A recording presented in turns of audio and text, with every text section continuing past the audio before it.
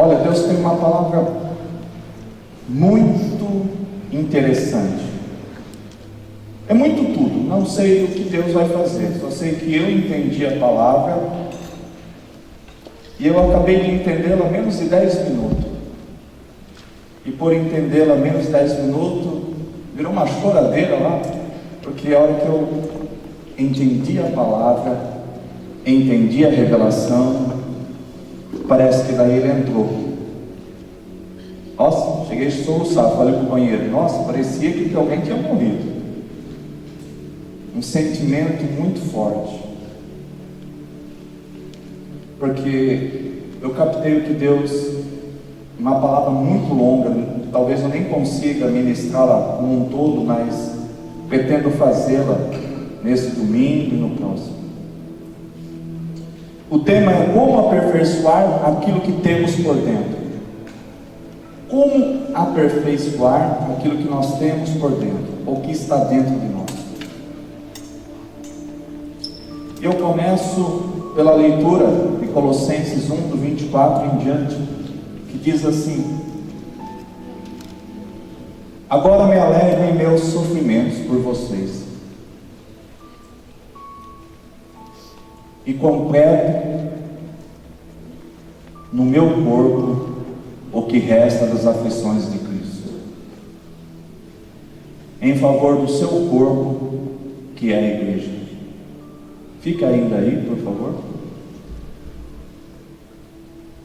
Agora me alegro em meus sofrimentos por vocês, e completo no meu corpo o que resta das aflições de Cristo, em favor do seu corpo, que é a igreja. Segue, depois eu volto aí. Paulo falando dela, me tornei ministro, ou seja, um pastor, um apóstolo, um servo, de acordo com a responsabilidade, de acordo com o seu propósito. Vai gravando isso. Paulo dizendo que ele se tornou ministro, pastor, apóstolo, de acordo com a sua responsabilidade, com a responsabilidade, com o propósito, com o seu chamado, por Deus a mim atribuída, de apresentar-lhes plenamente a palavra de Deus. Então ele estava dizendo sobre a responsabilidade que tinha sobre ele. Porém, no versículo 24 nós vemos que Paulo falava isso, mas ele estava preso, amado, e ele estava a escrever esta carta aos seus irmãos. Então Paulo estava preso por causa de um evangelho, por ministrar a palavra de Deus, por ministrar a Cristo. Ou seja, Paulo estava padecendo, Paulo estava sofrendo, porque ele dizia: agora me alegro em meus sofrimentos por vocês. Mesmo um homem estando preso, amado, tendo uma responsabilidade tamanha dada por Deus, de ministrar a palavra, ele dizia que ele estava alegre, e que essa alegria era porque, mesmo preso, ele tinha a alegria de ter Cristo dentro de si, de ter a vida de Deus dentro dele.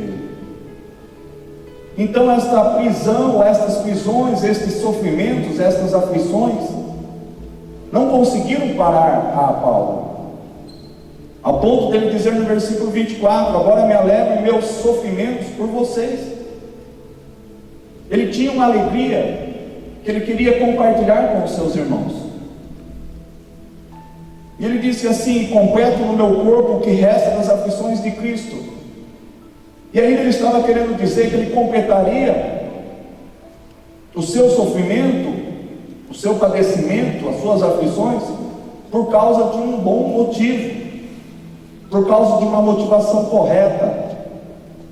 Ou seja, ele estava completando o sofrimento na vida dele por estar padecendo, sofrendo pelos irmãos. Esses irmãos faziam, e na atualidade fazem parte do corpo de Cristo. Ou seja, ele estava dizendo que ele estava sofrendo por causa da igreja de Cristo, por causa dos irmãos que estavam livres, mas presos ao mesmo tempo, livres lá fora de uma prisão, mas presos pelas aflições, pelos sofrimentos, pelas murmurações. Então, ele dizia que ele estava padecendo por esse povo, pelos seus irmãos que estavam ali fora. Ele diz assim: completo no meu corpo o que resta das aflições de Cristo, em favor do seu corpo, que é a igreja. Dela me tornei ministro, de acordo com a responsabilidade por Deus a mim atribuída, de apresentar-lhes plenamente a palavra de Deus. Há 10 minutos atrás eu fui incorporado, parece que dentro desta palavra, como um protagonista, comecei a como se estivesse no lugar de Paulo, a entender tantas coisas, porque que muitas das vezes aquilo que a gente mais teme nos sucede. É para o aperfeiçoamento de um homem de Deus, é para o aperfeiçoamento da responsabilidade que Deus tem nos dado como ministro da palavra. Todas as aflições, todos os sofrimentos que Deus permite que estejam sobre a vida de vocês, irmãos, é por causa de uma responsabilidade, é por conta de um chamado, é por conta de um propósito. E Deus, Ele não vai retirar essas aflições da tua vida e nem da minha. Ele não vai tirar os sofrimentos da tua vida e nem da minha vida, por conta que Ele procura em nós um aperfeiçoamento, tal como nós vamos chegar até este versículo, da estatura de um varão perfeito, da igreja perfeita. Então Paulo estava dizendo que ele estava sofrendo, padecendo, para que fosse gerada a verdadeira igreja de Cristo. Porque eu me deparo, quando meus filhos nasceram, os dois, eu aprendo com eles muitas coisas. Eu aprendo que toda vez que eu vou sair com a apóstola, os meus filhos se metem a buscar no armário, na prateleira, doce, chiclete, bala. E quando nós dizemos não, não, não, não, eles choram. Mas eles choram por um pequeno motivo, um motivo, entre aspas, choro, um motivo sem tanto valor. Mas aí, o Senhor me leva a entender que, quando criança, nós choramos por coisas tão banais, mas vai haver um momento onde os nossos filhos crescerão e chegarão até nós chorando novamente. E agora não vai ser por causa de um doce antes de uma refeição, mas será por um motivo que está fazendo eles sofrerem, que está trazendo uma aflição, uma angústia, um sofrimento. E chegará, talvez, está arrependido em nome de Jesus, João Pedro e Ana Beatriz: meu noivado acabou-se, papai. Fulano me deixou, ciclano me deixou. Então agora nós só temos que ver que a igreja, quando nós chegamos na igreja, nós choramos, porque nos é apresentado a porta, o caminho, a vida, que é Jesus. E disse Jesus: eu sou o caminho, a verdade e a vida. Então quando nós chegamos na igreja, nós choramos, não que não tenha um motivo plausível, mas é como se fosse um choro de criança que estava perdida, e estava mesmo, e ela foi encontrada pelo teu pai. Mas também, assim como eu dei o exemplo, quando os nossos filhos são adolescentes, são jovens, ou melhor, são jovens já quase que adultos, quando alguma coisa lhes sucede, já há um motivo plausível para isso. Mas quando nós chegamos numa condição de uma pessoa madura, nós ainda, infelizmente, somos anciãos, somos pessoas crentes há muitos anos de casa, e mesmo assim, muitas das vezes, nós somos como uma criança. Então eu uso como exemplo, como uma comparação, a igreja como uma criança. Às vezes ela murmura, chora sem motivo, e às vezes ela tem um motivo, mas também não é um motivo tão plausível que impeça ela de continuar. Também me vem à memória que quando Deus promete tirar a Israel, o seu povo, e colocar numa terra que manaria leite e mel, que uns dizem que 40 dias era o destino deles, por conta das murmurações, por conta das aflições, dos sofrimentos, que ocupavam um local muito certo e forte, fez com que este povo não adentrasse a terra prometida, porque faltou a eles entender o propósito deles, e tudo que eles passaram, Deus estava demonstrando que estava com eles. Então alguma coisa que era para ter sido concluída em 40 dias, pela murmuração, pelas aflições, por aquele povo se fazer de vítima muitas das vezes, de coitadinho. Muitas das vezes nós atraímos para nós que o povo sofra por conta das nossas aflições, sofra com a gente, e Deus não quer que seja desta forma. Eu vejo isso, o que diz em João 16:3, coloca para mim lá, daqui a pouco eu volto nesta palavra, é em cima dela que é a base. João 16:33.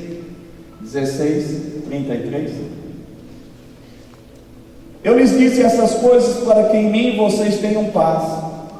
Eu estou citando de um povo que estava sem paz no deserto. Eu estou dizendo para vocês que quando as aflições vêm, quando o sofrimento vem, quando alguma coisa vem contra nós, não é para nós perdermos a paz, o equilíbrio. Porque daqui a pouco eu vou pedir para ele projetar, não é para projetar, 1 Coríntios 2,16, porque nós temos a mente de Cristo. E por nós termos a mente de Cristo, nós temos a mente de Deus. Se temos a mente de Deus, nós temos a presença de Deus. E este povo, eles perderam a paz. Eu lhes disse estas coisas para que em mim vocês tenham paz. Neste mundo vocês terão aflições, contudo tenham ânimo. Eu venci o mundo. Pastor, mas é no Novo Testamento, mas palavras tais como esta saía da boca do profeta Moisés todos os dias, que Deus não era homem para que mentisse, e nem filho do homem para que se arrependesse de algo que lhe havia prometido. Então, usando do Antigo Testamento, da Antiga Aliança, com certeza era citado estas palavras, a ponto de dizer que Deus velava pelo cumprimento da palavra dele, da promessa. Mas aquele povo preferiu murmurar, reclamar, se fazer de vítima, permitir que as aflições, permitir que o sofrimento adentrasse a vida deles, a ponto deles murmurarem. E eles o quê? Não conseguiram atingir o objetivo deles. E morreram todos, com exceção de Josué e Caleb. Só entrou na terra prometida Josué, Caleb e os filhos. Volta em Colossenses 1:25. Mas aqui nós vemos Paulo preso e dizendo: agora me alegro em meus sofrimentos por vocês e completo no meu corpo o que resta das aflições de Cristo, em favor do seu corpo, que é a igreja. Dela me tornei ministro, segue, 26. E Paulo segue dizendo: um mistério que esteve oculto durante épocas e gerações, mas que agora foi manifestado a seus santos, segue. A ele quis Deus dar a conhecer entre os gentios a gloriosa riqueza deste mistério, que é a Cristo em vocês, a esperança da glória, segue. Nós o proclamamos, advertindo e ensinando a cada um com toda a sabedoria, para que apresentemos todo homem perfeito em Cristo segura. O 24, o 25 e o 28 são os versículos que eu quero que vocês meditem depois e entendam esta mensagem. Nós o proclamamos, advertindo, ensinando a cada um com toda a sabedoria, para que apresentemos todo homem perfeito em Cristo. Todo homem perfeito em Cristo.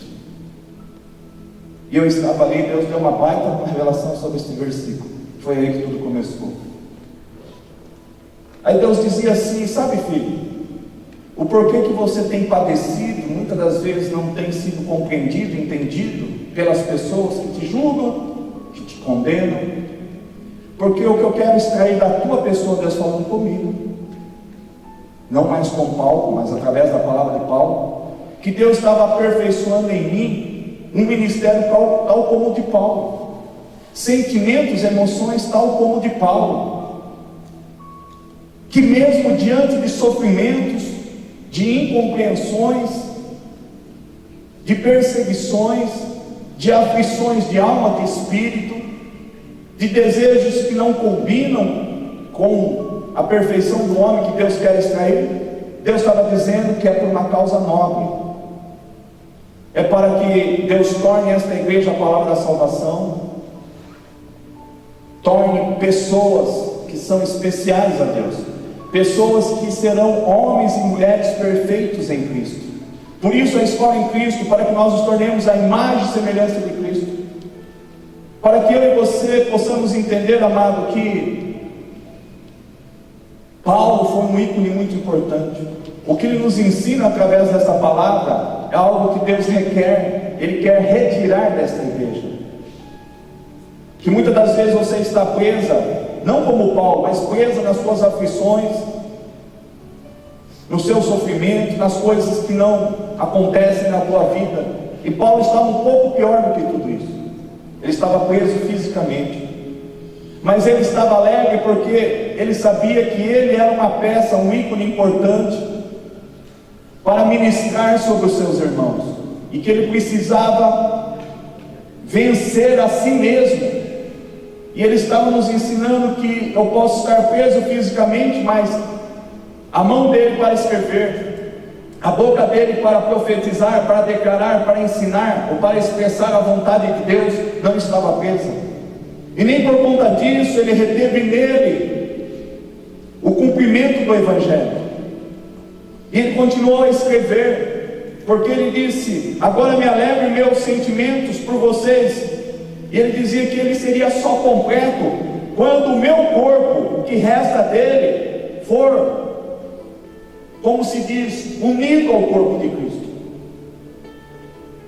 Não me leva a outro entendimento que Cristo já não cumpriu o propósito dele. É como se eu estivesse dizendo e você estivesse entendendo de maneira errada. Cristo cumpriu o propósito dele na cruz, só que o sofrimento de Cristo ainda continua, porque o seu corpo está aqui na terra, e o seu corpo está sendo lapidado, forjado.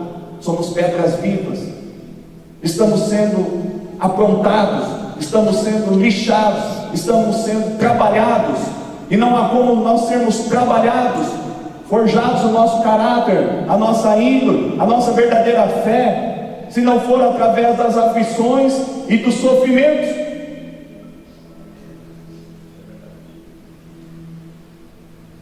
E Paulo dizia que tudo isso é para que seja apresentado todo homem perfeito em Cristo. Erros nós cometemos, sim, mas mesmo assim é possível sermos varão perfeito diante de Deus. Mesmo Paulo não era perfeito, mas ele buscava a perfeição em Cristo. Então, se Cristo padeceu, se Cristo sofreu, se passou pela vida de Cristo aflições, é para um tão grande milagre que é a salvação, uma obra redentora magnífica. Foi por conta de um motivo plausível, e esse mesmo motivo nós precisamos atrair para a nossa vida, senão é em vão você estar sobre a face da terra. Você vai viver 60, 70 anos, com um pouco de sorte, se cuidar do teu corpo, 80 anos, e para onde vai depois tu? Para onde tu vai? A tua beleza, a minha beleza um dia cessa, o teu dinheiro não vai servir para nada, ter posses também não vai nos levar a uma condição melhor do que ninguém, mas aquilo que for em nós posto, colocado, que é o aperfeiçoamento, o que Deus está querendo traduzir em miúdos, que as aflições, os sofrimentos nos possibilitam sermos aperfeiçoados em Cristo, como um homem e uma mulher de Cristo. Entenda que nós estamos adescritos a um tempo. No início tudo bem, nesse tempo ninguém se preocupa, eu sou novo ainda, tenho tempo de aceitar a Cristo, de entregar minha vida para Cristo. Eu sou jovem, eu sou adolescente, sou uma criança, eu nasci ontem, eu tenho tempo ainda de cumprir o meu propósito. Mas haverá um tempo, que diz Eclesiastes, para todas as coisas. E lá em Eclesiastes 3:11, ele colocou a eternidade no coração do homem. É para que nós passemos a viver esta eternidade a partir de hoje. Tem muitas pessoas que receberam a salvação, a eternidade, mas não sabem o que fazer com esta eternidade. Esta eternidade é para ser vivida a partir de nós, sendo nós aperfeiçoados em nossas aflições e sofrimentos. Faz parte. Coloca Hebreus 2:10. Faz parte. Não tem como ser diferente com a vida de Cristo. Hebreus 2:10. Ao levar muitos filhos à glória, esse foi o propósito de Cristo. Então o sofrimento, amado, as aflições deste mundo não podem nos deter, nos reter a vivermos a nossa vida só para nós, para a nossa família. O seu choro tem que ser o mesmo choro de Paulo. O seu choro, o meu choro, não pode ser de uma criança que teve um não por causa que não deixou aquela criança comer um doce antes da refeição. Não pode ser um choro, amado, por causa de um relacionamento, mas tem que ser um choro mais maduro, um choro pelas aflições de Cristo. Temos que ter um choro como teve o choro de Paulo, porque é uma alegria que estava dentro dele, porque ele tinha Cristo, embora ele estivesse padecendo, sofrendo, porque a história não relata, mas sempre quando nós somos detentos, presos, eles nos julgam, nos condenam, muitas das vezes apanhamos, mas Paulo não estava preocupado com isso. Ele estava alegre porque ainda ele estava manifestando o reino.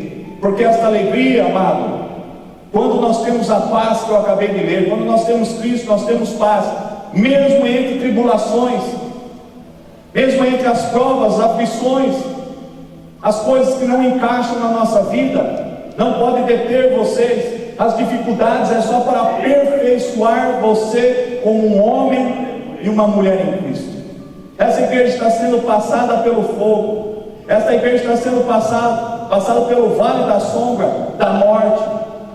Essa igreja está sendo purificada pelo fogo do Senhor, para extrair uma essência de um homem perfeito, de um varão perfeito, tal como Paulo relata que esse era o objetivo dele ao escrever aos Colossenses, aos irmãos que de fora estavam. E aqui o objetivo de Cristo é que nós entendamos aquilo que a palavra diz: ao levar muitos filhos à glória, convinha que Deus, por causa de quem, por meio de quem tudo existe, quem? Cristo, tornasse perfeito mediante o sofrimento, o autor da salvação. Então Deus não poupou nem o seu próprio filho, permitiu que ele padecesse, que ele sofresse, por causa de um objetivo maior, de uma causa maior.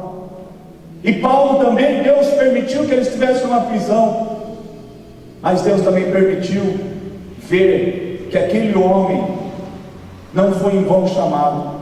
Quando aquela voz chama ele está em cima daquele animal, ele cai e fica cego, enfim, todo aquele processo que ele teve que passar. Então entenda que todo o sofrimento de Paulo passou por um processo, até que ele chegasse a ser um apóstolo, um homem realmente, tremendamente usado por Deus, uma sabedoria descomunal, que poucos alcançarão, ou chegaremos pelo menos perto da metade daquilo que ele fez, por causa de um processo. As aflições, os sofrimentos são nada mais, nada menos para nos aperfeiçoar. É um processo onde todos não têm como escapar. Eclesiastes 3:1, nós vemos que é um tempo determinado para todas as coisas. Acontece na vida do crente e do não crente. Há tempo de plantar, há tempo de colher. Nós estamos plantando, amado. Haverá um dia que a colheita ela será necessária. Não tem como, virá. E como nós estamos plantando uma semente de sabedoria, uma semente de entrega, de aperfeiçoamento, de cruz, de sermos realmente pessoas que atendem ao chamado de Deus, que não vive para a sua vida, mas vive como viveu Paulo, para que os seus irmãos fossem agraciados, para que a sabedoria da palavra, para que eles fossem alcançados pela palavra, não se importando ele com a prisão física, mas se importando ele pela prisão espiritual cristã. Ele estava preso a uma mente. Traz as duas que estão lá atrás e sentar aqui na frente, por favor. A A cabine está atrás aqui na frente. Senão elas ficam me atrapalhando, elas estão bem no centro, aqui elas ficam dando risada. Senta aqui, bem na frente, pastor. Eu não posso perder o fio desta palavra. Sabe a que Paulo estava preso? Eu pedi para que as duas viessem à frente, por favor. Sentar aqui, ó, na segunda fileira. Por favor, eu estou pedindo, seja obediente. Por favor. Paulo estava cativo de uma mente. Paulo estava cativo, sentem separados. Paulo estava cativo de uma mente. Sabe qual é a mente? Coloca para mim, 1 Coríntios 2,16. Paulo estava cativo. Ele não estava cativo de uma prisão. Paulo não estava cativo, nada segurava ele. Ele estava preso fisicamente numa prisão física. Mas Paulo estava mesmo preso a uma mente. Ele estava prisioneiro desta mente. Quem conheceu a mente do Senhor para que possa instruí-lo? Nós, porém, temos a mente de Cristo. Quero que vocês entendam que esta é a melhor prisão que nós podemos ter, é vivermos pela mente de Cristo. Por isso que Paulo chega a um denominado tempo e diz: o bem que eu quero fazer eu não consigo, mas o mal sempre está sendo externado pela minha vida. Então entenda que Paulo, amado, ele foi um homem que foi aperfeiçoado dia após dia, que ele pegava os seus sofrimentos, suas angústias, suas aflições e convertia na mente de Cristo, na presença de Cristo. Porque só um homem inteiramente convertido e convencido de tudo aquilo que a palavra nos ensina, e ele foi convencido e convertido pela palavra. Ele não se deteve, e ele não detinha, ele não segurava para si, ele continuava a ser alguém que ensinava os teus irmãos, que ele vivia para que chegasse a revelação aos seus irmãos. Esse é o objetivo da palavra da salvação. Esse é o objetivo da tua vida, já que você, como diz aqui, agora me alegro em meus sofrimentos por vocês, e completo no meu corpo que resta das aflições de Cristo em favor do seu corpo. Nós temos que sermos como Paulo aqui, aprendermos, jejuarmos, orarmos em língua, aprendermos para que nós possamos, amado, em favor do corpo de Cristo, ou seja, em favor dos membros do corpo de Cristo que estão desviados dos caminhos do Senhor, das pessoas que estão distantes do Senhor e daquelas que nem o conhecem. Então esse é o sofrimento que Deus quer que haja em nós, amado. Esse é o sentimento que Deus quer que haja em nós. Por isso que eu dei o tema: como aperfeiçoar aquilo que temos por dentro. Dentro de nós temos a mente de Cristo, temos que agir, temos que falar, temos que ser pela mente de Cristo. Vocês estão entendendo, sim ou não? Até aqui? Se vocês entenderem até aqui, já estamos bem caminhados. Colossenses 1,29, volta lá. Para isso me esforço, lutando conforme a sua força, que atua poderosamente em mim. Como é que nós vamos vencer, amado, as aflições, os sofrimentos? Não é pela tua força, é pela mente de Cristo. Quando Cristo for o Senhor da tua vida, quando Cristo for o Senhor da minha vida, quando eu não agir pelos meus sentimentos, quando eu não agir pelas minhas emoções, quando eu não agir pelos meus olhos, pela minha compreensão, por aquilo que eu acho, mas eu agir pela mente de Cristo. 1 Coríntios 2,18, eu terei sucesso, porque a palavra de Deus diz aqui: para isso eu me esforço, lutando conforme a sua força, que atua poderosamente em mim. Quando vem essa revelação, nós sabemos que nós somos mais do que vitoriosos por Cristo Jesus, o nosso Deus, o nosso Senhor. Quando nós entendermos que dentro de nós não pode mais haver achômetro, não pode existir uma maneira diferente de servir a Deus, senão aquela da qual ele escreveu lá no Salmo 139,16, no livro da sua vida, a respeito de você. Eu acho que é o 139,16. Então entenda que você e eu, amado, se entendermos que foi por isso que Paulo esteve preso, para que chegasse até nós. Sabe qual é o verdadeiro amor? Por isso que eu tive muito sentimento ali. É porque eu estou sofrendo por conta daqueles que estão aí. Esse sentimento é o mesmo que Deus quer clonar, que Deus quer colocar. Não que não haja em vocês, longe disso, não estou julgando vocês. Tem pessoas aqui que com certeza amam mais do que eu, conhecem mais a Deus do que eu, tem mais relacionamento do que eu, tem mais intimidade do que eu. Tudo vocês têm mais do que eu, mas eu estou lutando pela força de Cristo para me tornar o que esta palavra está nos ensinando. Sabe qual é o nível mais alto de maturidade espiritual? Uma pessoa madura é uma pessoa que compreende o que Paulo passou, que estando ele preso fisicamente, ele continuava a se preocupar e se alegrar pelas conquistas dos irmãos, que através de informações chegavam até ele, e pelo sucesso que eles estavam tendo, ele se alegrava, e pelos insucessos, pela maturidade do povo a qual ele já havia visitado, ministrado e pregado, ensinado, ele se alegrava, mas ele também se entristecia, ele se compadecia, estando lá preso por aqueles que eram imaturos, que não havia maturidade, não eram pessoas maduras ainda. Mas ele estava se esforçando, e ele estava agindo, como diz aqui em Colossenses 1:29, e ele dizia: para isso eu me esforço, lutando conforme a sua força, que atua poderosamente em mim. Quando nós temos a mente de Cristo, nós temos uma força poderosa, nós temos a paz, nós temos uma alegria descomunal, nós temos um equilíbrio que não nos faz ir para a esquerda nem para a direita, nem para frente nem para trás, mas tão somente olhar para o alto, de onde vem a luz do mundo, que é Cristo Jesus. Essa mente de Cristo precisa nós permitirmos que sejamos aperfeiçoados.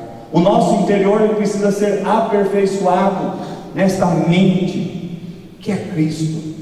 Coloque para mim 1 Pedro 5,9, e ele fala nesta noite: resistam-lhe.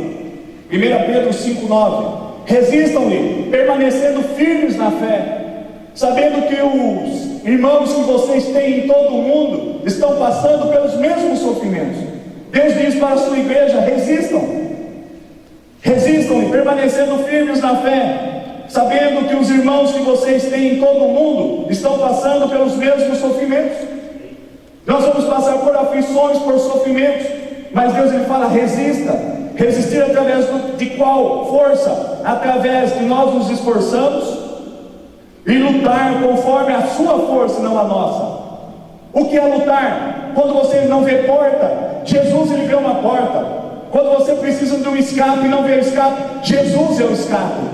Quando você precisa pular de um lado do rio, de um barranco para o outro, não existindo a ponte, Ele é a ponte, Ele é o elo, Ele é o mediador. Se você precisa voar, sair urgentemente, voando de um local, Ele te colocará sobre Ele, dentro dele, e será como uma águia. Ele vai voar, vai te pousar onde é para pousar você. O problema é que nós não conseguimos identificar que nós temos uma responsabilidade espiritual sobre esta igreja e sobre esta cidade. Há uma responsabilidade espiritual tamanha.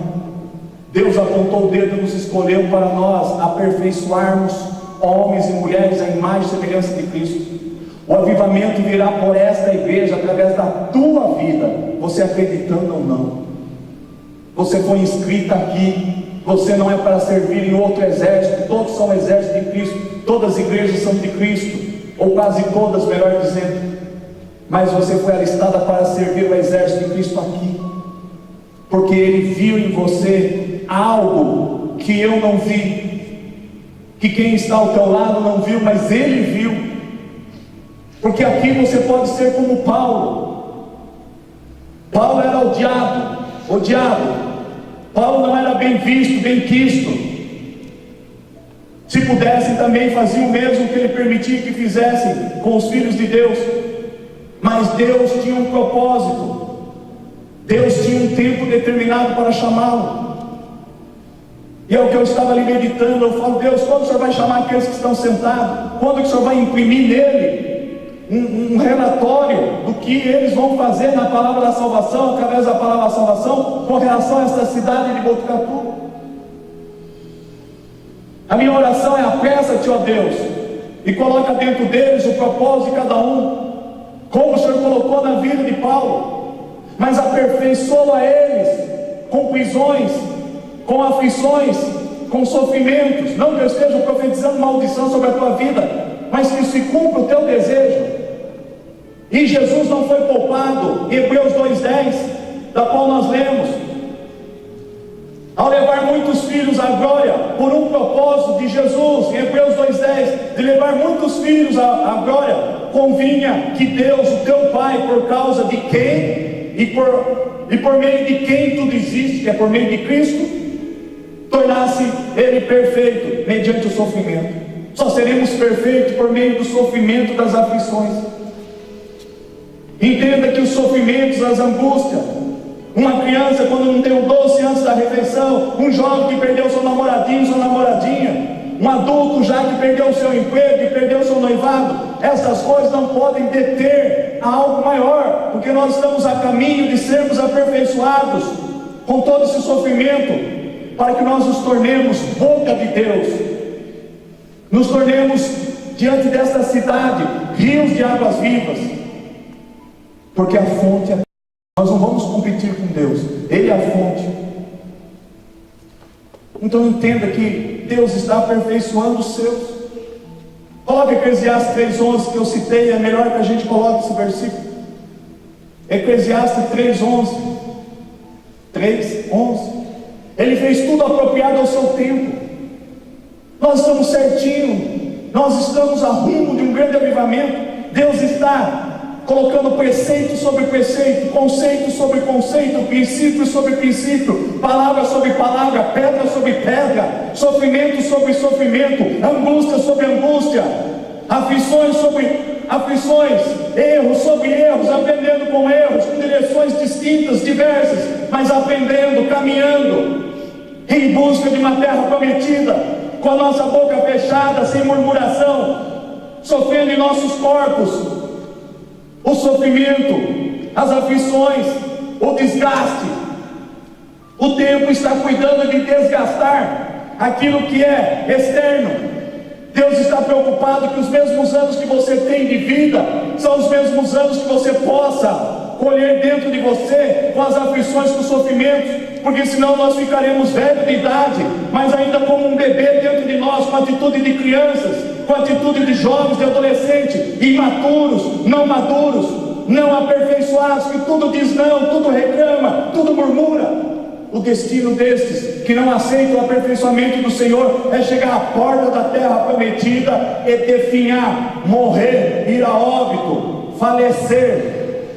Não é esse o objetivo do teu Pai, não é esse o objetivo desta igreja. Esta igreja está empunhando nada mais nada menos, não uma espada, mas ela está empunhando, amado, um propósito. O propósito é muito maior que uma espada, o propósito é muito maior que um cântaro de barro na mão, o propósito é muito maior do que um dom, do que uma unção extravagante, do que sinais, prodígios. É um propósito em mudar o destino de uma cidade. É para isso que Deus te trouxe aqui. É para imprimir no teu espírito que você pode manifestar a Cristo. Ah, mas eu tenho meus afazeres, eu também me sinto preso, não por uma prisão física. Não estou cuspindo no prato, glorifico por ser advogado, por ter um escritório, mais de 20 clientes, por ter uma prosperidade descomunal, agradeço tudo isso. Mas isso não tem valor se eu não conseguir ver esta igreja cheia. Esse é um desejo meu. Talvez é egoísta, talvez seja uma soberba isso, talvez seja tantas coisas, mas Deus conhece o meu coração. Eu quero que as pessoas estejam aqui não para serem membros de igreja, não para serem dizimistas, ofertantes, mas para serem discípulos, para serem filhos do fogo, para que Deus possa enviá-los e eles serem um evangelista, ser um missionário, ser um profeta, levando esse reino que não consiste só de palavras, mas de poder, algo que o mundo ainda não conheceu, que é este amor que provém do sofrimento, que provém das prisões. Este é o amor verdadeiro.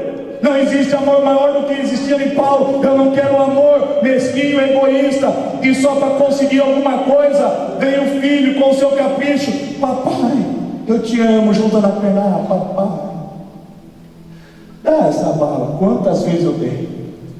Minha esposa está aqui. Quantas vezes deixamos comer doce? Papai, deixa, vai, eu prometo que eu vou comer. Aí você faz o prato e joga tudo no lixo, porque eles não comem. Eu não quero vê-los se render a esse tipo de capricho. Deus não quer esse tipo de servidão. Deus não quer esse tipo de amor. É uma criança tida inocente, até que se prova o contrário, já nasceu morta em ofensa e pecado. Mas até que se prova o contrário, inocente. Deus não quer, eu não quero esse tipo de amor por um capricho. Deus está levantando uma igreja para ser aperfeiçoada no fogo, é na toca dos leões, é diante do Mar Vermelho, é diante do Rio Jordão, é no deserto.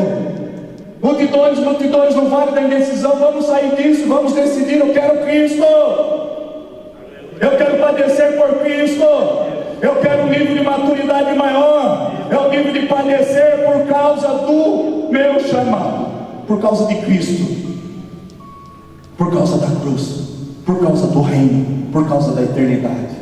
Deus quer uma motivação correta desta igreja. Deus quer uma motivação correta desta igreja. Deus, Ele quer se compadecer sim das suas aflições, do teu sofrimento. Deus quer sim te abençoar, te prosperar. Mas faça, dê um motivo plausível para que assim Ele o faça. É isso que está tratando esta palavra, que tremenda. Ele fez tudo apropriado ao seu tempo, também pôs no coração do homem o anseio pela eternidade. Mesmo assim, ele não consegue compreender inteiramente o que Deus fez.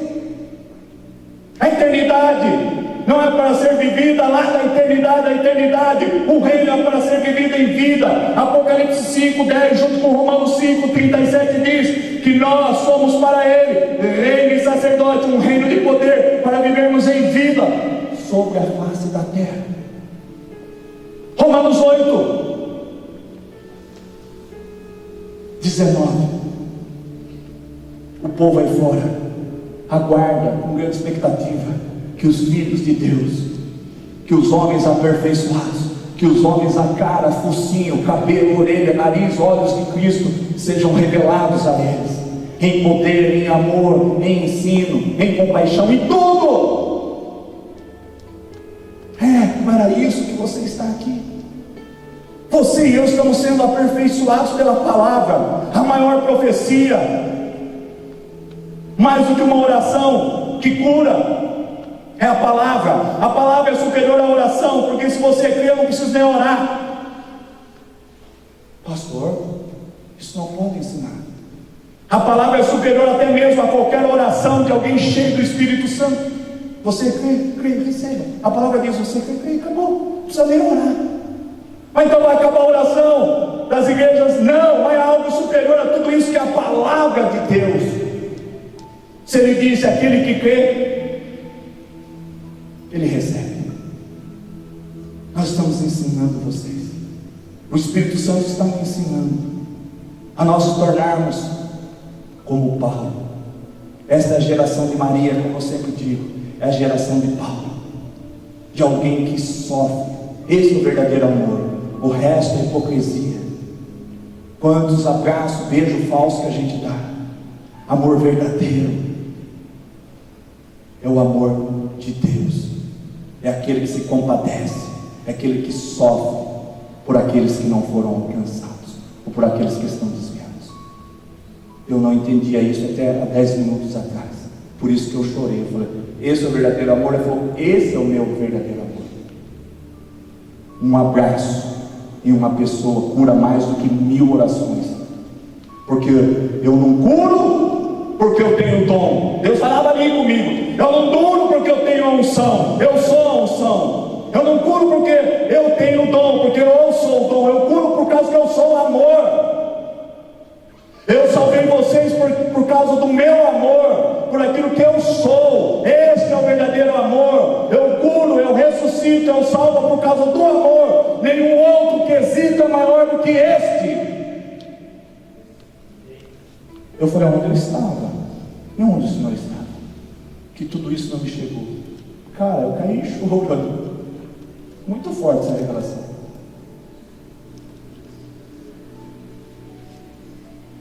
E eu buscava dentro de mim e encontrei, porque a hora que caiu, eu comecei a vir várias pessoas na minha mente que não estão aqui. E que Deus fala, esse é filho. Eu falei, nossa, achei que não era pelas atitudes. Eu falei, não, mas é. Esse aqui não é. Eu falei, amém. Esse eu achava que era. Eu falei, você viu como que você se engana? Esse é, esse é, esse é, esse é. Tem muitos que eu achava que não era, Deus falou que era. E muitos que eu achava que não era, Deus falou que era. E assim sucessivamente. Veio um filminho. E eu comecei a chorar por conta disso. Aí Deus falou, sabe por que você chora? Agora é verdadeiro esse amor. Porque você chora o mesmo choro que chorou Paulo. Por causa das pessoas que estão distantes da sua casa.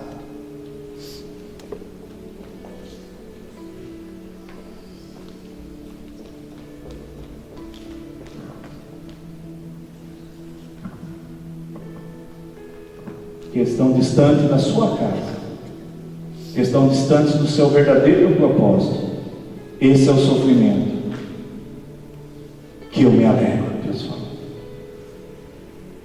Esse é o nível mais alto de pessoas maduras. E eu disse, Pai, eu te louvo por isso. Ele falou, agora nós entramos num processo de maturidade espiritual, de gerarmos algo que deveria existir na vida de todos, e por não existir na vida de todos, por isso que quase que a maioria tem seu ministério frustrado, ou quando ele tenta pregar para o esposo, a esposa tenta trazer o esposo, não consegue, por faltar este quesito. Por isso que um esposo não consegue trazer uma esposa, os pais não conseguem trazer os filhos não conseguem trazer o pai, a mãe, o irmão, o amigo, o colega de trabalho, por faltar essa expressão, por faltar essa natureza, esse atributo dentro de nós. Como aperfeiçoar aquilo que temos por dentro de nós? Através da mente de Cristo, através do sofrimento de Cristo, através das aflições de Cristo. De Hebreus 2:10. Que lindo esse versículo. Vou decorá-lo. Ao levar muitos filhos, para o que esse sofrimento serve? Por que eu devo padecer? Para me tornar como Cristo se tornou, era e é e será eternamente. Para levar muitos filhos à glória, convinha que Deus, por causa de quem e por meio de quem tudo existe, tornasse perfeito mediante o sofrimento. Pastor, já passamos pela cruz, já não está bom? Não. Os apóstolos sofreram depois da cruz. Sofreram antes muito. E aí eles passaram a sofrer por uma motivação correta. Aí eles passaram a sofrer por aquilo que estava dentro deles. Ainda não estava o Senhor dentro deles. Eles não tinham a vida. Jesus não tinha ainda liberado a vida dele, o Espírito dele. Em 20:22 de João, sobre o cenáculo, sobre os seus. Mas aí eles passaram a sofrer aflições, sofrimentos, padecer, por causa que eles tinham um reino para manifestar. Em 1 Coríntios 4:20, um reino que não consiste só de palavras, mas de ações, mas de poder. E esse poder está, como se diz, retido dentro de nós. Esse poder está, como se diz, represado dentro de nós.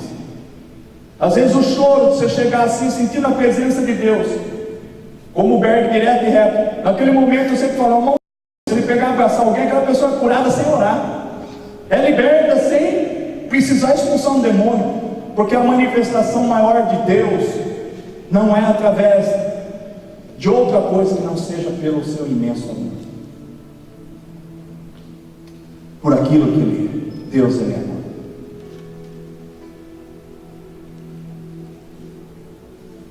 Coloca para mim Romanos 11:36. Romanos 11:36. Pois dele, por ele, para ele são todas as coisas, a ele seja a glória para sempre. Então, permita que você viva para ele, através dele. É o que eu estava falando aqui, ó. Por isso eu me esforço. Me esforço por quem? Por Cristo. Eu me esforço para quem? Para Ele. E por Ele são todas as coisas. Pelas coisas que Ele colocou no meu espírito. Que coisas que Ele colocou no meu espírito? Que o que eu tenho não é meu, é do meu próximo. Isso é a lei do reino. Compartilhar riquezas, roupa, pão. A gente está num estágio muito ínfimo. Com uma verdadeira igreja, ao compartilhar do pão e do vinho, nós não compartilhamos nada. Nós somos pessoas que vivem sozinhas, às vezes por falta de alguém que tenha essa compreensão chegar até ela. Não vos condeno. Todos nós padecemos por conta da criação dos nossos pais, que eram leigos, eram ignorantes, faltava conhecimento, faltava didática de nos instruir. São pessoas também que merecem o nosso amor, porque foram até onde era possível. É que quando existiu o amor, que eu estou querendo dizer, quando existiu essa consciência, quando nós fomos aperfeiçoados por esse amor, por essa presença, por essas coisas, que é para Ele, dele, são feitas todas as coisas, nós vamos ver todas as coisas diferentes. Se eu entrar por São Paulo, parar bem no centro e olhar, eu verei que existem muitos prédios, mas muito alto. Agora, se eu for até ali Cumbica, Guarulhos, enfim, Congonhas, pegar um avião e olhar de cima, quanto mais alto eu tiver, eu vou ver que aqueles prédios são pequeninos. Isso quer dizer o quê? Conforme a posição que nós estamos em nossa vida, é como nós vemos as coisas. Se eu estou próximas delas, vivendo em função delas, elas são altas, elas são grandes, talvez, meu Deus, mas se eu olho da posição de Cristo, com a mente de Cristo, com os olhos de Cristo, eu verei que elas são ínfimas. Por que eu tenho que olhar? Porque Ele disse aqui, Colossenses 1:29, por isso me esforço, lutando conforme a sua força, que atua poderosamente em mim. Essa força precisa operar em tua vida. Coloca João 1:3, só para que vocês vejam que todas as coisas é para Ele. Todas as coisas foram feitas por intermédio dEle. Sem Ele nada do que existe teria sido feito. Coloca Colossenses 1:16. Pois nele foram criadas todas as coisas. Olha, um mesmo texto falando várias vezes para que nós compreendamos. Pois nele foram criadas todas as coisas nos céus e na terra, as visíveis e as invisíveis, sejam tronos ou soberanias, poderes ou autoridade. Todas as coisas foram criadas por Ele e para Ele. Então você está aqui porque você foi criada por Ele. E o que você tem aí é para Ele. Você não pode reter o que há dentro de você. Isso diz respeito ao seu propósito. Não tarde em cumpri-lo. Coloca para mim Romanos 8:18. Romanos 8:18. Considere que os nossos sofrimentos atuais não podem ser comparados com a glória que em nós será revelada. Pelo qual motivo que eu preciso sofrer? Não estou dizendo que tu precisa sofrer. Eu estou dizendo que esses fatos, essas coisas precisam ocorrer na tua vida e na minha. Nós não somos melhores do que Cristo. Cristo, em Hebreus 12:10, Ele padeceu, Ele sofreu para que tornasse possível a salvação nossa, está assim, o autor da salvação deles. Então, o sofrimento dele nos trouxe a Deus através de uma glória. Então, o teu sofrimento, as tuas aflições, este aperfeiçoamento, como aperfeiçoar aquilo que temos por dentro de nós? Através do sofrimento, das aflições. Aprenda com elas. Não se sujeite a elas, aprenda com elas. Por quê? Volta lá no que está. Porque eu quero que vocês aprendam o que eu disse. Romanos 8:18. Romanos 8:18. Porque eu quero que vocês entendam. Considero que os nossos sofrimentos atuais não podem ser comparados com a glória que em nós será revelada. Quando se fala a glória que em nós será revelada, tenho ensinado na escola em Cristo para os alunos, glória é a natureza de Deus. Há uma natureza de Deus em nós. Quando se fala em glória, se fala na natureza. O que Deus é? Ele é a glória pura, Ele é o poder puro. Qual a natureza de Deus? É perdoar. A natureza de Deus é perdoar. A natureza de Deus é salvar. A natureza de Deus é curar. A natureza de Deus é libertar. A natureza de Deus é prosperar. A natureza de Deus é dar a eternidade. A natureza de Deus é tudo que Deus há de ser, e é, e foi, e continuará sendo. Tudo que é Deus, em bondade e amor, é glória. Então, o que Deus está querendo dizer? Considere que os nossos sofrimentos atuais não podem ser comparados com tudo aquilo que Deus é e que em nós será revelado. Essa glória será revelada através da nossa vida, na vida do próximo. Quando você entender que você é um em Deus, você será um no Espírito com Ele. Então, quando você for manifestar a ajuda a alguém, o conselho, a oração, a natureza de Deus vai ser manifestada naquela vida, em poder. Poder para curar, para libertar, para transformar, para ressuscitar. Por isso que compensa você dizer amém por tudo que tu está passando. Deus está forjando o teu caráter, a tua índole. O teu homem perfeito vai sair de você. Essa mulher perfeita, como diz em Colossenses, vai sair de você para o aperfeiçoamento do homem. Agora me alegro em meus sofrimentos por vocês e completo no meu corpo o que resta das aflições de Cristo em favor do seu corpo, que é a igreja. Dela me tornei ministro, ou seja, de acordo com a responsabilidade por Deus a mim atribuída. Então, você vai se tornar em uma responsabilidade que Deus te deu. Você vai cumprir o teu propósito. Você vai se alegrar, porque não vai compensar ficar chorando.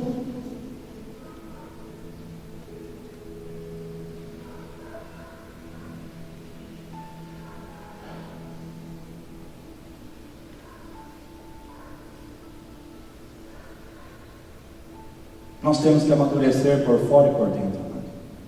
Não podemos continuar sendo como crianças. O Senhor disse que passaríamos por muitas aflições na vida, e se ela não nos amadurece, ela nos debilitam. Vou repetir. O Senhor disse que passaríamos por muitas aflições na vida, e se elas não nos amadurecem, elas te debilitam. Ou seja, se não serviu para o aperfeiçoamento, ela vai te debilitar.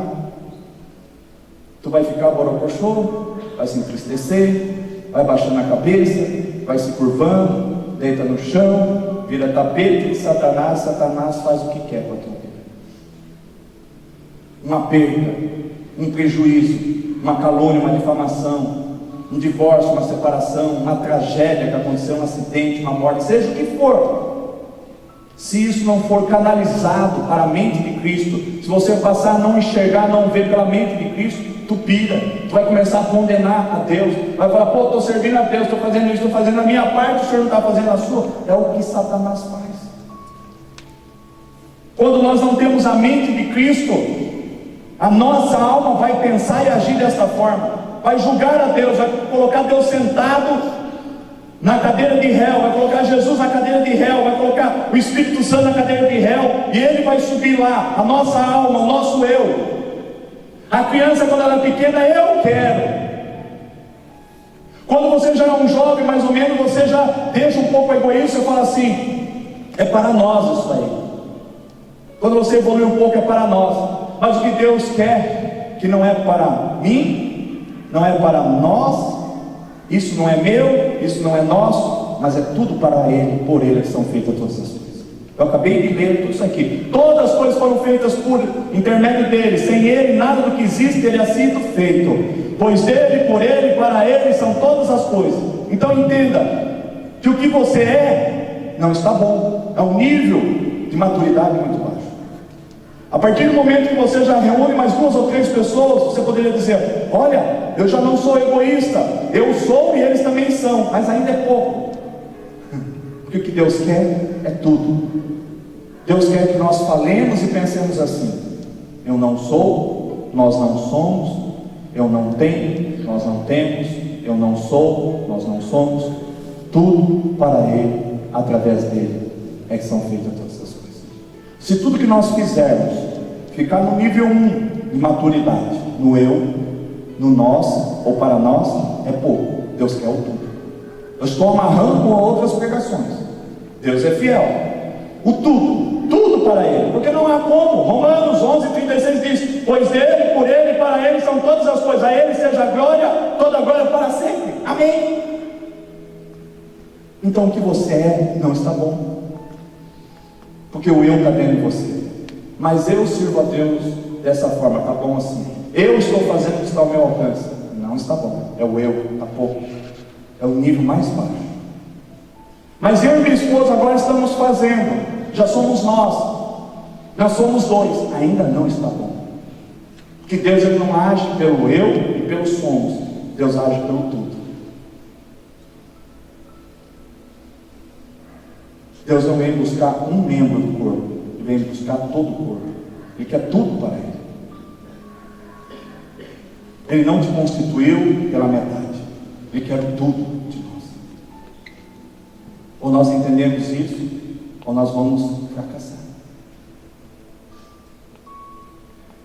O Senhor disse que passaríamos por muitas aflições na vida, e se elas não nos amadurecem, elas se debilitam.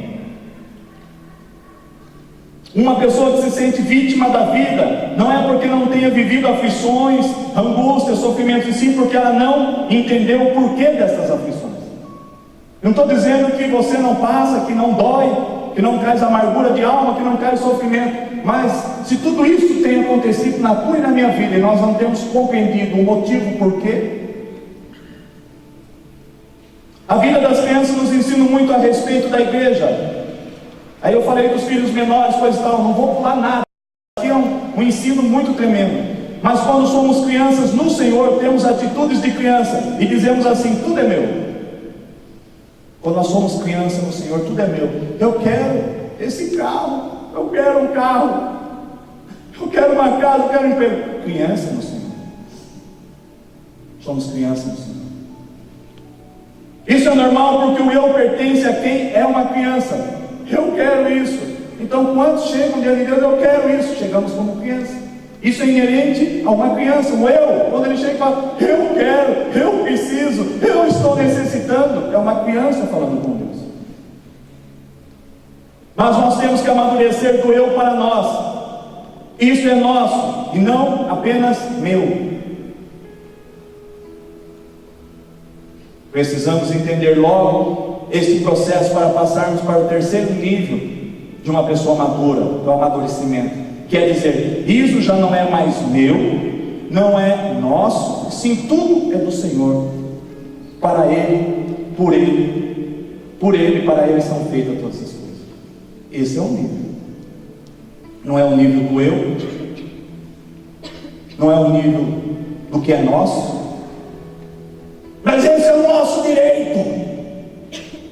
O Senhor escreveu, está dito, o Senhor vela pelo cumprimento da tua palavra. Olha, Deus, me entrega aí, porque eu estou determinando no céu e na terra. O Senhor tem que cumprir, o Senhor tem que fazer.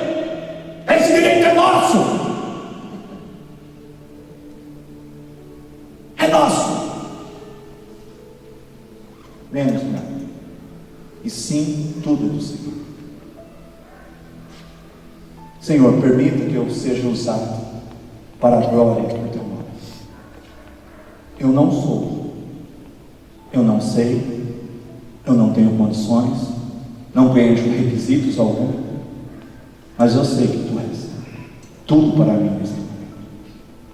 Não é para a nossa alegria que eu estou Te pedindo, para que todos vejam, para o nosso deleite, para o nosso prazer, que nós queremos ver esse paralítico andar, se serve enxergar, mas é tudo para o Senhor, Pai. Aí o Espírito Santo olha de dentro e de fora, de onde Ele está, e principalmente de dentro de nós, porque Ele está lá, e Ele vai ver qual é a emoção, o sentimento. Se verdadeiro, ok, realiza. Se não verdadeiro, não realiza. Se verdadeiro, realiza. Se não verdadeiro, não realiza.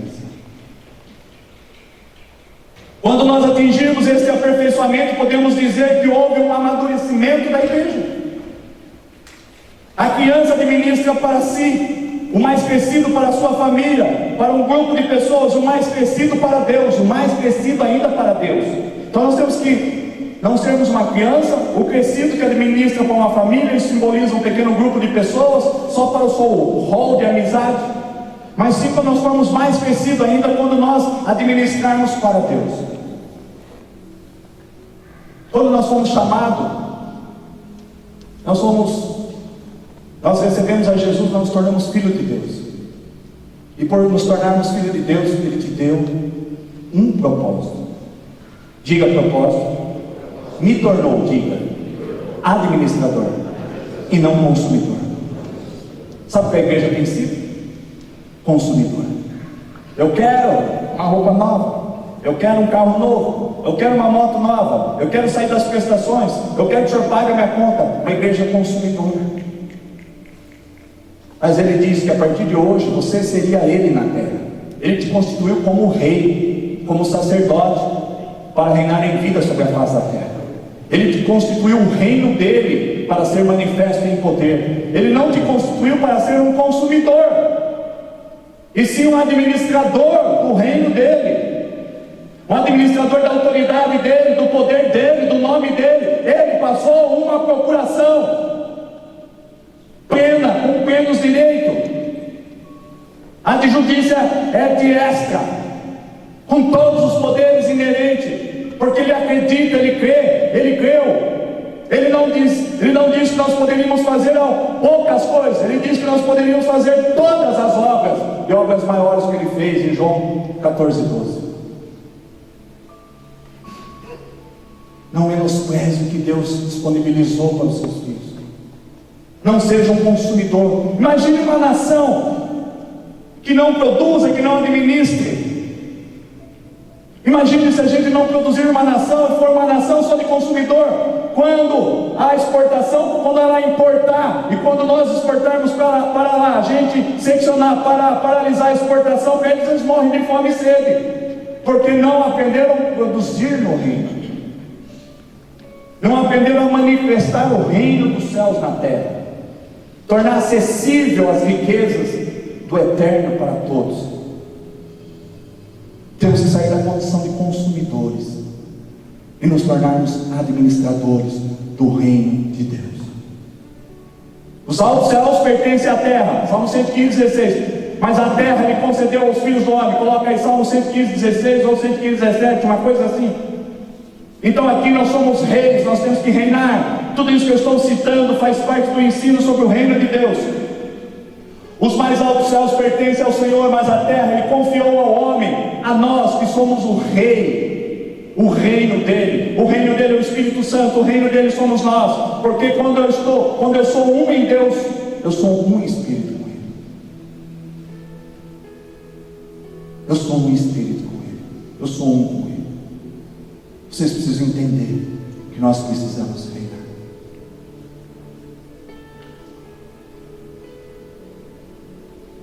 O nível que Deus está querendo colocar esta igreja é um nível que nós nos tornemos para Deus administradores de tudo que Ele é e de tudo que Ele quer que façamos. Doideira! Administrador de tudo que Ele é, de tudo que Ele quer fazer. É Deus dizendo: vai, me representa. Sou embaixador de Cristo. Sou um pequeno Cristo na terra. Somos a igreja de Cristo. Ele nos deu a chave do reino dos céus. Temos poder para suscitar, para curar, para expulsar demônios, para trazer existência que não existe. Meu Deus! E por que não fazemos? Eu entendo, pastor. Nós estamos num tempo de aprendizado. Fechou. Quando o Senhor vai liberar nós? A hora que Deus fizer assim: vai que é tua, Tafarel, nós vamos sair correndo. Deus mandou te dizer que está acontecendo isso na tua casa, é verdade. O próximo, Deus mandou dizer que está acontecendo isso. Aí você passa pelo outro: está assim tua vida por causa disso, está assim tua vida por causa disso. O Espírito do profeta desceu lá em Isaías 61. Coloca lá Isaías 61 ou 64, 61. Vamos ver se é isso. O Espírito do soberano Senhor está sobre mim. Vai acontecer isso, Deus me mostrou. Porque o Senhor ungiu-me para levar boas notícias aos pobres, enviou-me para cuidar dos que estão com o coração quebrantado, anunciar liberdade aos cativos e libertação das trevas aos prisioneiros. Vai que é tua, Taparel, vai! Profetiza, profetiza, libera, libera, libera, revela, manifesta!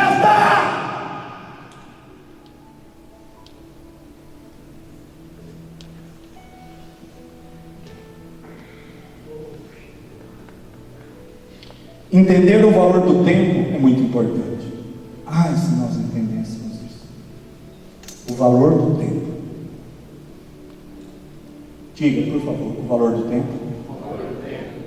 O que é isso, pastor? A Bíblia fala em Eclesiastes 3 que é um tempo determinado para todas as coisas. E por esse processo passa o crente e o não crente.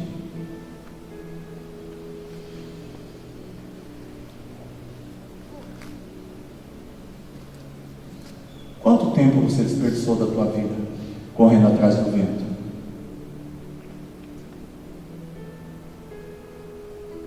Começa a contar no dedinho da mão, vai precisar de uma calculadora.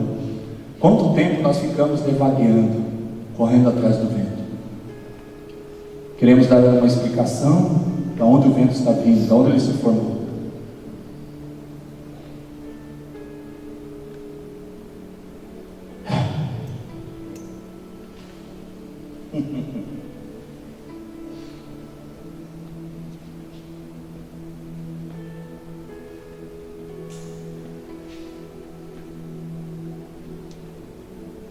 Jesus, quando ele foi para a cruz,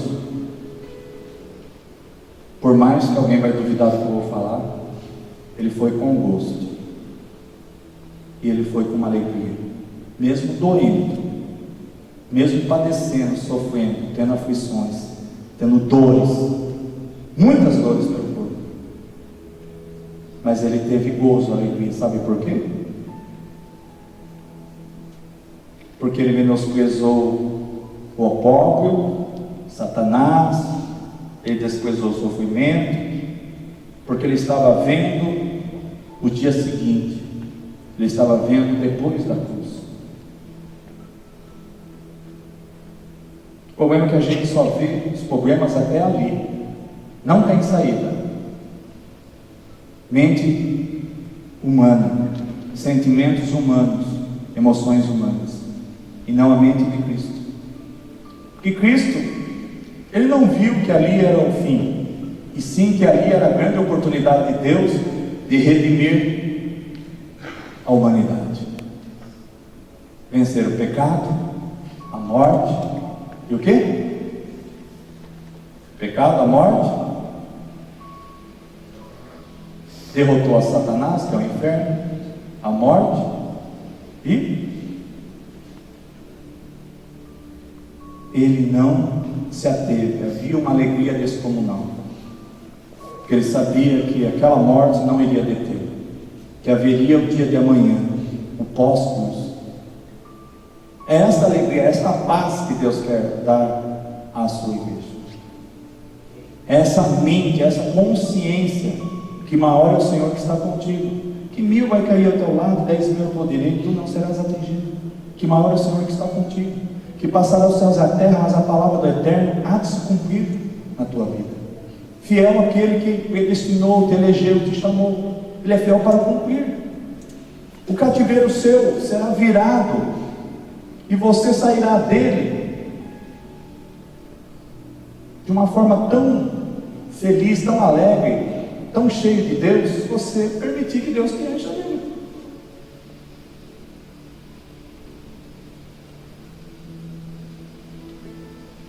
A pior coisa que pode acontecer com um crente é ele vitimar-se, fazer-se de vítima. Pobre de mim, olha para tudo que eu estou sofrendo. Sim, é verdade, ninguém vai negar isso, mas a pergunta mais importante é a que você teria que receber, essa pergunta minha para vocês: a partir da onde você está vendo esses problemas? De qual posição? Da qual mente? Da qual consciência? é da minha. Então tu está enrolado. Então tu está numa condição debilitada. Sim.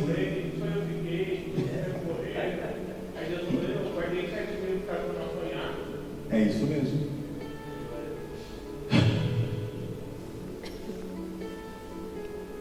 Toda vez que as pessoas não olham pelos olhos de Cristo, não enxergam a partir da mente de Cristo, não arrazoam, não fazem as suas razões a partir da mente de Cristo, não agem a partir dela, os conflitos, as aflições, os problemas vão perpetuar em sua vida, vai te destruir. Por isso tem muitas pessoas que caem em depressão, caem num buraco e não saem mais, porque elas deixaram ser vencidas por uma mente que não é a mente de Cristo, porque na mente de Cristo, na ação de Cristo, na vontade de Cristo, você é mais que um vencedor. Como aperfeiçoar a nossa vida? Eu já citei, não vou voltar. Hebreus 2:10. Pelo sofrimento, pelas aflições. O choro, só quero falar mais um pouco do choro. No começo eu choro para obter salvação. Depois de amadurecer no Senhor, eu tenho que chorar por aquilo que Deus chora. Eu tenho que me afligir por aquilo que Cristo se afligiu. Paulo, ele chorava por aquilo que Cristo chorava. Ele se afligia por aquilo que Cristo se afligia. Porque ele tinha a missão, o compromisso de aperfeiçoar homens em Cristo e entregar a Deus. Amém, irmãos? Nós vamos até aqui. Nós vamos continuar domingo que vem no aperfeiçoamento. Amém? Ministério do Louvor, pode subir. Pode aplaudir o Senhor, amém?